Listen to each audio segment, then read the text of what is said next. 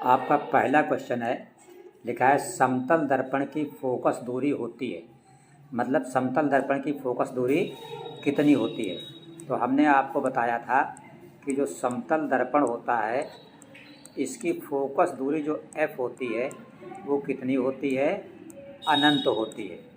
अनंत कहाँ लिखा है, बी नंबर पर। इसका मतलब इसका बी वाला ऑप्शन करेक्ट है। दूसरा क्वेश्चन आपका लिखा हुआ है, आँखों में प्रवेश करने वाली प्रकाश की मात्रा को नियंत्रित करता है। आँख के अंदर जो लाइट जाती है, पहला क्वेश्चन आपका है समतल दर्पण की फोकस दूरी होती है।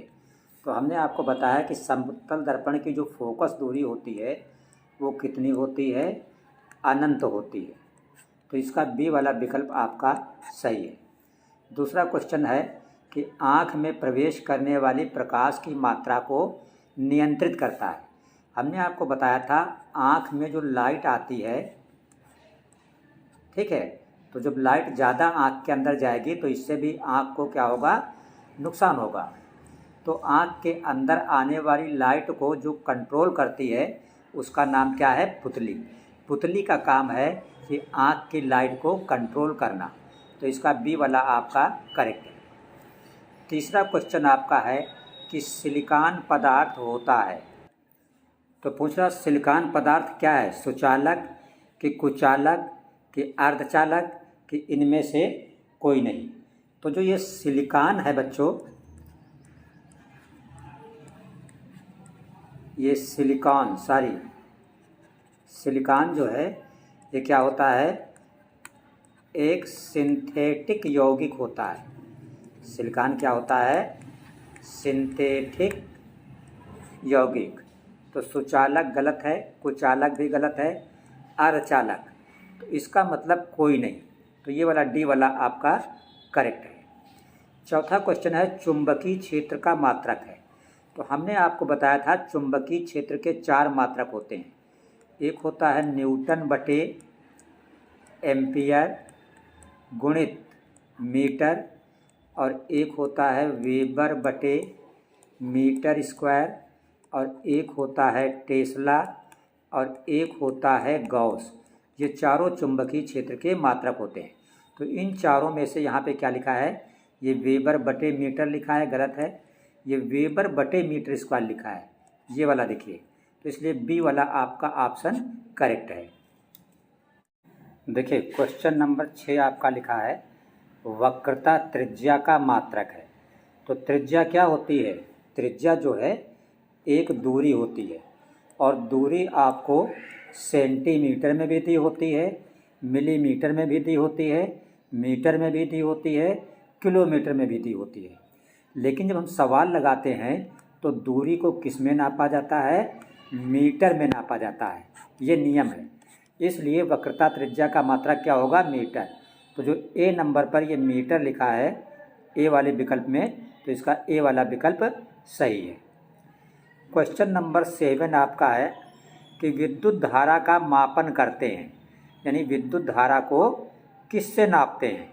तो आप जानते हो विद्युत धारा को अमीटर से नापा जाता है। तो 7वें का सी वाला विकल्प सही है। क्वेश्चन नंबर 8 है एक गतिमान आवेश उत्पन्न करता है। तो कोई भी, जैसे मान लो आवेशित कण ये है प्लस क्यू, तो जब ये गति करेगा तो क्या होगा, इसके चारों ओर चुंबकीय क्षेत्र भी उत्पन्न होता है और वैद्युत क्षेत्र भी उत्पन्न होता है। तो जहाँ पे लिखा है चुंबकीय व विद्युत क्षेत्र दोनों, तो ये 8वें का ये सी वाला विकल्प आपका सही होगा।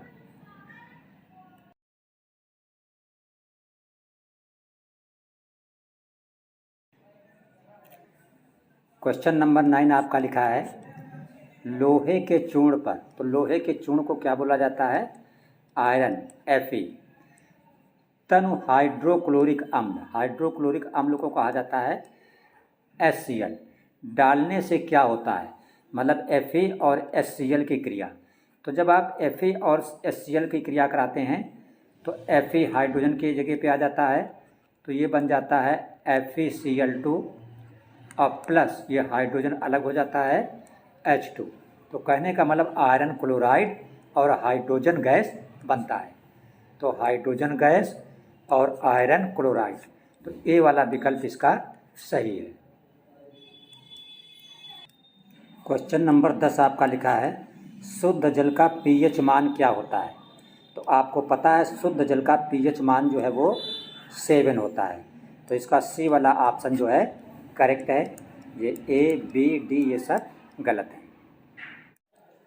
देखिए क्वेश्चन नंबर 10 आपका है, पूछ रहा है प्रोपेन का रासायनिक सूत्र क्या है। तो 1 कार्बन से होता है आपका मेथ और 2 कार्बन से होता है आपका एथ और 3 कार्बन से होता है आपका प्रोप और प्रोप से बनेगा प्रोपेन। तो प्रोपेन में कितने कार्बन होने चाहिए? 3 कार्बन। तो यहाँ पे 1 कार्बन है, ये गलत है। यहाँ पे देखिए 3 कार्बन है, इसलिए ये बी वाला सही है, C3H8। और इसको क्या बोलेंगे? प्रोपेन। बाकी न यहाँ 3 कार्बन है और न यहाँ पे 3 कार्बन है आपका।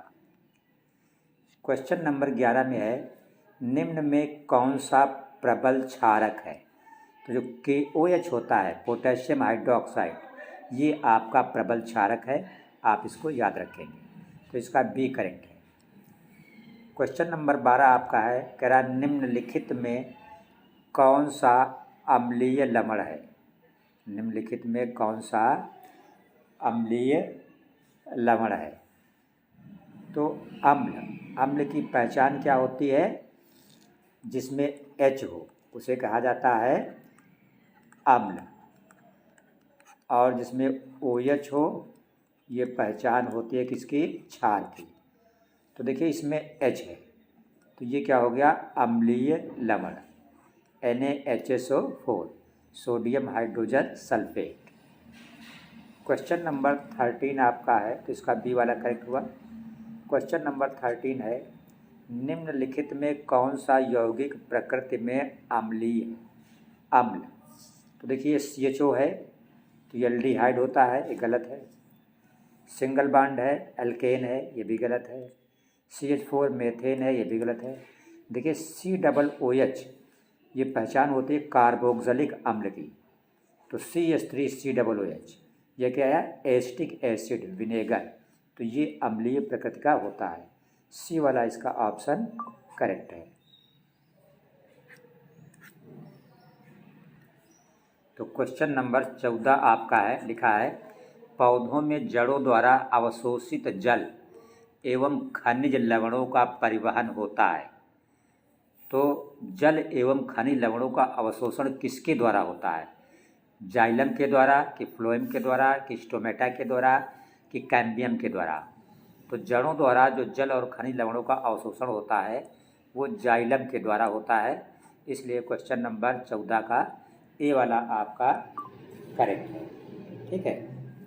क्वेश्चन नंबर 15 है निम्न में कौन मादा जनन तंत्र का भाग नहीं है।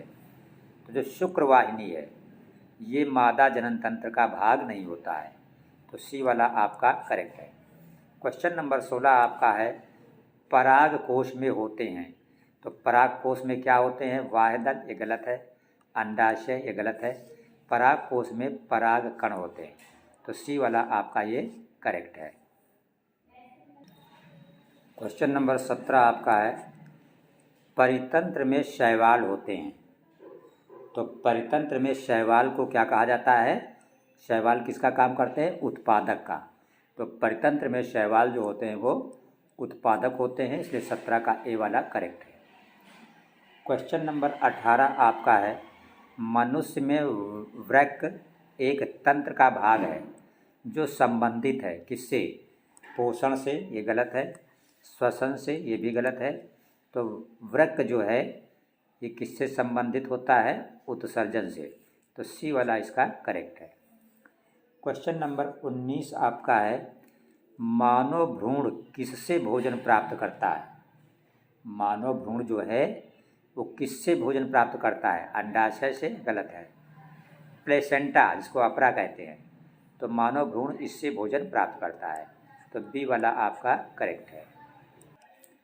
क्वेश्चन नंबर 20 आपका है मेंडल के अनुसार मटर के बौने पौधे का जीनोटाइप क्या होता है? तो मटर के बौने पौधे का जो जीनोटाइप होता है ये वाला डबल टी स्मॉल टी में लिखा है, ये वाला आपका करेक्ट है। तो ये आपके थे मोस्ट इम्पॉर्टेंट 20 बहुविकल्पी क्वेश्चन, जो आपके बहुत ही इम्पॉर्टेंट हैं 4 मार्च वाले पेपर के लिए। तो चैनल को सब्सक्राइब आप अवश्य कर लें। कल फिर से हम मोस्ट इम्पॉर्टेंट 20 क्वेश्चन आपको इसी वक्त बताएंगे, और चैनल सब्सक्राइब रखेंगे तो नोटिफिकेशन आप तक आसानी से पहुंचता रहेगा।